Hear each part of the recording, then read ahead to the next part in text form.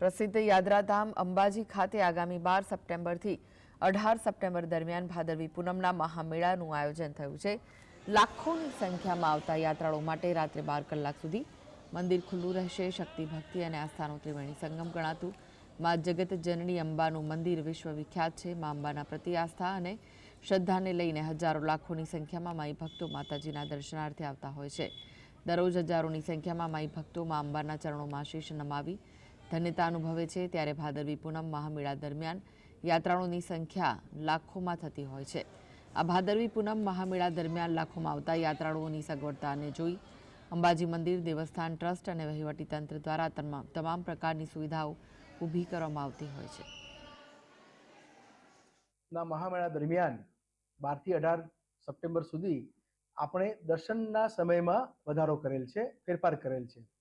એટલે સવારે 6 વાગે મંદિર દર્શન માટે ખુલ્લું મુકાશે।